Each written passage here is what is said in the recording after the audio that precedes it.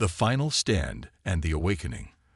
The wind howled through the skeletal remains of what was once New Tokyo, carrying with it the acrid smell of burning metal and the bitter taste of defeat. Among the twisted wreckage of skyscrapers and the scattered debris of humanity's final defense, one figure stood alone against the approaching darkness. Sarah Chen, the last known human defender on Earth, gripped her plasma rifle with hands that trembled not from fear, but from exhaustion that had settled deep into her bones after 3 years of relentless fighting. The Zephyrian Empire had come like a storm across the galaxy, their sleek silver ships blotting out the sun as they descended upon world after world. They were a race of tall, ethereal beings with skin like polished marble and eyes that glowed with an inner fire. Their technology was advanced beyond human comprehension. Their numbers seemed endless, and their purpose was simple: total domination of every inhabited world in the known galaxy. Earth had been their final conquest, or so they believed. Sarah pressed her back against the cold concrete of a ruined memorial statue, its inscription still partially visible through the soot and ash. "In memory of those who gave everything for freedom," she read aloud, her voice barely a whisper in the wind. How fitting, she thought, that she would make her last stand here, surrounded by the ghosts of heroes who had come before her. The irony was not lost on her that she, a former agricultural engineer from the outer colonies, had become Earth's final guardian through nothing more than stubborn refusal to surrender. The sound of approaching footsteps echoed through the ruins, accompanied by the distinctive hum of Zephyrian energy weapons. Sarah counted at least 20 sets of footsteps, probably more. She had managed to eliminate 3 of their strike teams over the past week, but each victory had cost her dearly. Her left arm hung useless at her side, broken during her escape from the downtown district. Her armor was cracked and failing, its power cells running dangerously low. Most critically, she was down to her last energy clip. Commander Veltar of the Zephyrian 7th Fleet emerged from behind a collapsed building, his tall frame moving with the fluid grace of his species. His silver armor gleamed despite the dust and smoke, and his glowing blue eyes fixed on Sarah with something that might have been respect. "Human defender," he called out, his voice carrying the melodic quality that made all Zephyrian speech sound like poetry. "You have fought with honor, but your struggle ends here. Surrender now, and your death will be swift." Sarah stood slowly, her rifle aimed directly at the alien commander's chest. Around Veltar, his soldiers fanned out in a perfect semicircle, their weapons trained on her. She was outnumbered 20 to 1, outgunned and cornered. By every tactical analysis, she should surrender or attempt to flee. Instead, she smiled. "You know what I've learned about humans during your occupation?" Sarah asked, her voice gaining strength despite her injuries. "We're really, really bad at knowing when to quit." She squeezed the trigger, and plasma fire erupted from her weapon, striking Veltar's center mass and sending him spinning to the ground. The battle that followed was brief but fierce. Sarah fought with the desperate fury of a cornered animal, using every piece of cover, every tactical advantage she could find. She eliminated 6 Zephyrian soldiers before a blast caught her in the chest, sending her crashing into the base of the memorial. As she lay there, her life bleeding out onto the concrete, she fumbled for the small device hidden in her armor's emergency compartment. It was nothing more than a simple beacon, a relic from the early days of the war that most people had forgotten existed. Sarah had found it in the ruins of the Global Defense Network headquarters, along with fragments of classified documents that spoke of contingency plans and fail-safes. With her dying breath, she activated the beacon and whispered the words she had memorized from those fragments. "Phoenix Protocol. Authorization. Final Guardian. Let them rise." The beacon pulsed once with brilliant white light, sending its signal deep into the Earth's crust, where it reached receivers that had waited in silence for over 500 years. In bunkers buried miles beneath the planet's surface, in caverns carved from solid rock, in installations hidden beneath the ocean floor, ancient systems began to stir. Emergency power grids activated, bringing light to chambers that had known only darkness. Atmospheric processors hummed to life, preparing environments for inhabitants who had slumbered in cryogenic suspension since before the first Zephyrian scout ship had entered human space.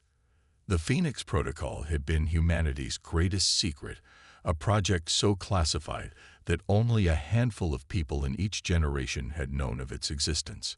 When humanity had first ventured into space and encountered other sentient species, some far-sighted leaders had recognized that humans were neither the strongest nor the most technologically advanced race in the galaxy. They had realized that if humanity was to survive in a universe full of potential threats, they would need more than just determination and ingenuity. They would need guardians. The Guardian Project had taken centuries to complete. Using genetic manipulation techniques that pushed the boundaries of science and ethics, human volunteers had been enhanced far beyond normal human capabilities.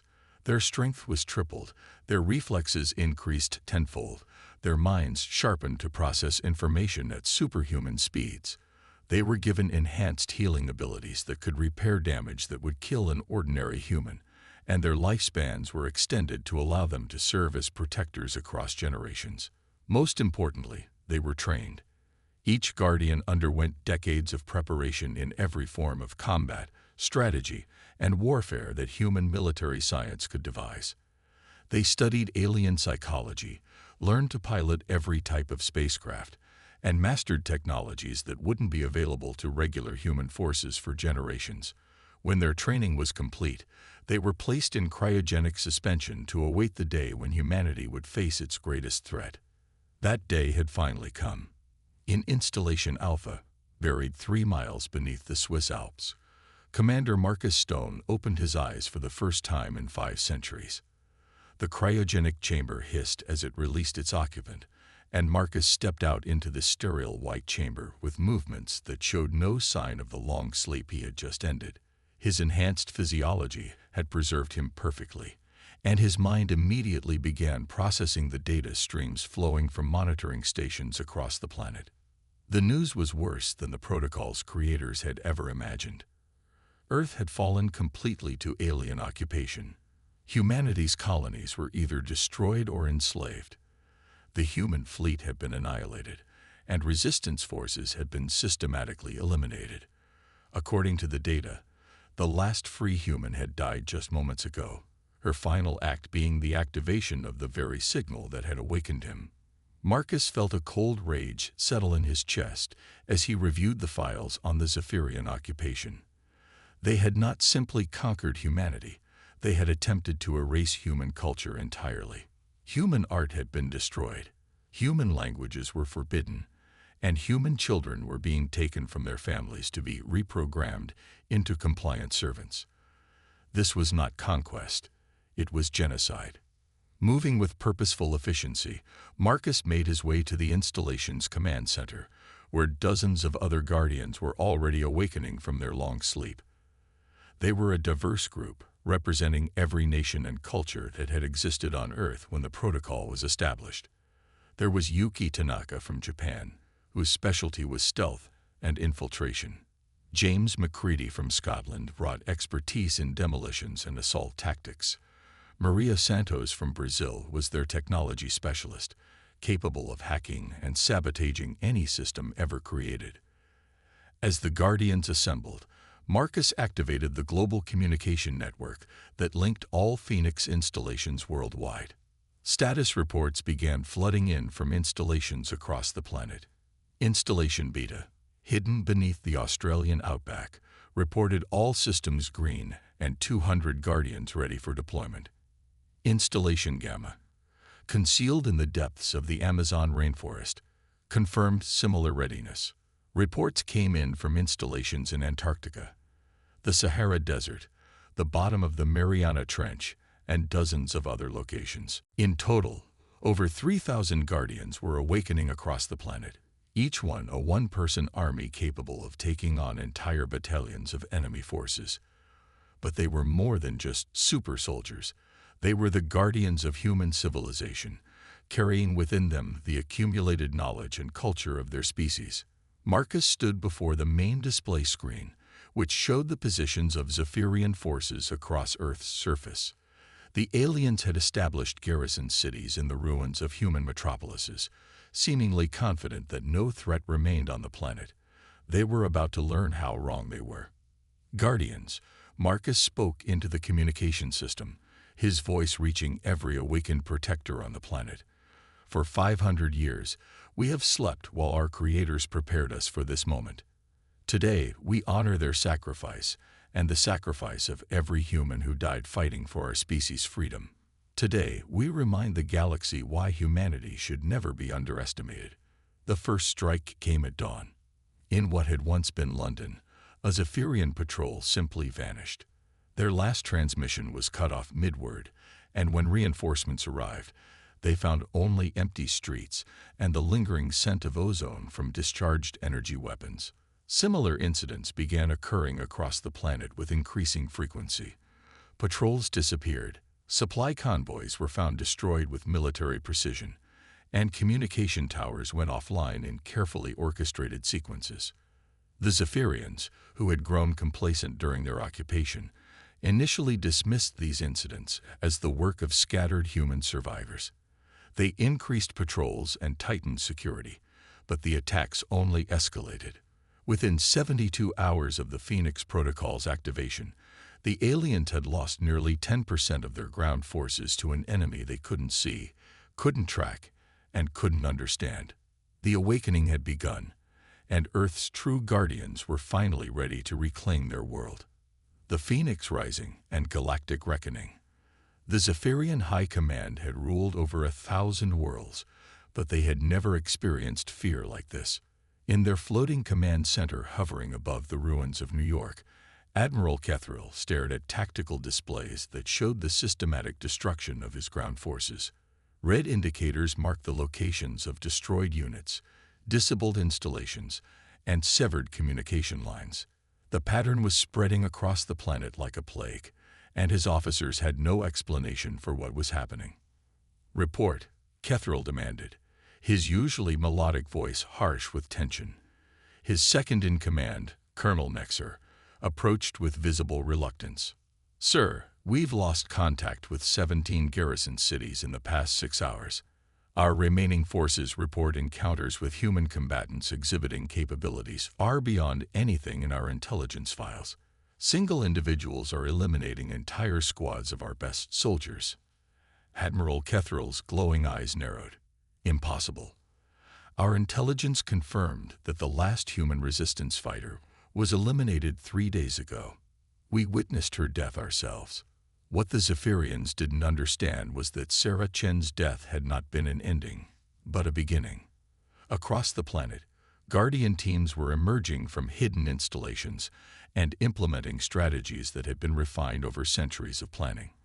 They moved like ghosts through the ruins of human cities, striking with precision and vanishing before enemy reinforcements could arrive. In the remains of Paris, Guardian Team Delta, led by Yuki Tanaka, had infiltrated the Zephyrian Administrative Center. Using stealth technology that was centuries ahead of current human science, Yuki moved through the alien-occupied Louvre Museum, now converted into a command post. Her enhanced reflexes allowed her to avoid patrol patterns with impossible precision, while her modified vocal cords could perfectly mimic Zephyrian speech patterns. The mission was not just about destruction, it was about liberation. In the museum's lower levels, over 3,000 human civilians were being held in processing centers, awaiting transport to slave colonies in other star systems. Yuki's team disabled the security systems with surgical precision, freeing the prisoners while simultaneously uploading a virus into the Zephyrian computer network that would spread to installations across the continent. Meanwhile, in what had been Beijing, James McCready was demonstrating why he had been chosen as a demolition specialist. The Zephyrians had built a massive resource extraction facility on the site of the Forbidden City, using human slave labor to strip mine rare elements needed for their technology. McCready had spent 2 days studying the facility's structure, identifying the precise points where shake charges would bring down the entire complex without harming the human workers inside. The explosion that followed was visible from orbit. The extraction facility collapsed in a perfectly controlled demolition that freed over 10,000 human slaves, while simultaneously destroying equipment worth more than entire planetary economies. As the dust settled, MacCready transmitted a message on all Zephyrian frequencies. This is what happens when you underestimate human engineering. But the true surprise was yet to come. Deep beneath Earth's surface, in installations that not even the Guardians had known about, ancient systems were responding to the Phoenix Protocol activation. These were the deepest secrets of the project. Contingencies planned by humans who had looked at the galaxy and realized that even enhanced super soldiers might not be enough to ensure humanity's survival. The first ship emerged from beneath the Pacific Ocean near the Mariana Trench. It was sleek and black, its hull made from materials that seemed to absorb light itself. The Zephyrians detected it immediately, but their sensors couldn't get accurate readings on its composition or capabilities. They dispatched 3 cruisers to investigate, confident that whatever primitive vessel the humans had managed to hide would be easily destroyed. The engagement lasted exactly 17 seconds. The human ship, designated as Nemesis-class destroyer Phoenix Rising, moved with impossible agility for something of its size. Its weapons systems fired coherent energy beams that sliced through Zephyrian shields as if they didn't exist, while its defensive systems made it effectively invisible to enemy targeting computers. When the brief battle ended, 3 Zephyrian cruisers had been reduced to expanding clouds of debris, and the Phoenix Rising had suffered no damage whatsoever. Similar ships began emerging from hidden locations across the planet. They rose from beneath ice sheets in Antarctica, erupted from volcanic chambers in Hawaii, and ascended from caverns carved into the ocean floor. Each one was crewed by Guardians who had been specifically trained for space combat, and each one represented technology that was centuries ahead of anything the Zephyrians had encountered. Admiral Kethril watched in growing horror as his orbital fleet found itself under attack by enemies that shouldn't exist. The human ships moved like living things, coordinating their attacks with a precision that suggested a hive mind, while their weapons systems seemed to adapt and improve with each engagement. Worse, they were broadcasting on all frequencies, sending messages to Zephyrian forces that made it clear this was not random violence, but calculated retribution. "This is Commander Marcus Stone of the Earth Guardian Forces," came the transmission that would echo across the galaxy for generations to come. "For 3 years, you have occupied our world, enslaved our people, and attempted to erase our civilization. You believed that by killing the last of our defenders, you had achieved victory. You were wrong." The message continued as human ships systematically dismantled the Zephyrian fleet. "We are the children of Sarah Chin, the inheritors of her sacrifice. We are the guardians of Earth, and we have awakened to reclaim what is ours. Your invasion of our world ends now." The battle for Earth's orbit was unlike anything in recorded galactic history. The Zephyrians had superior numbers, but the humans had superior technology, training, and motivation. Guardian pilots flew their ships with suicidal courage, taking impossible risks that paid off because of their enhanced reflexes and tactical awareness. They used the debris from destroyed Zephyrian ships as weapons, hurling massive chunks of metal at enemy vessels with precisely calculated trajectories. Most importantly, they fought as one. Every Guardian, whether on the ground or in space, was connected through quantum communication networks that allowed for perfect coordination across impossible distances. When a ground team needed orbital bombardment support, it arrived within seconds. When a ship needed tactical data about enemy movements, it was provided instantly by surface observers. The Zephyrian Empire, accustomed to conquering worlds through technological superiority and overwhelming force, found themselves facing an enemy that combined the best aspects of both approaches while adding something they had never encountered: the uniquely human refusal to accept defeat, even in the face of impossible odds. As the last Zephyrian ship fled Earth's solar system, its crew broadcasting desperate warnings about the awakened human forces, Marcus Stone prepared the message that would reshape galactic politics forever. It was transmitted on every known communication frequency, reaching every inhabited world in the galaxy within hours. To all civilizations of the galaxy, the message began, "We are humanity, and we have returned. For too long, our species has been dismissed as primitive, weak, and easily conquered. Today, we announce that this assessment was incorrect. We are the guardians of our own destiny, and we will no longer tolerate threats to human freedom."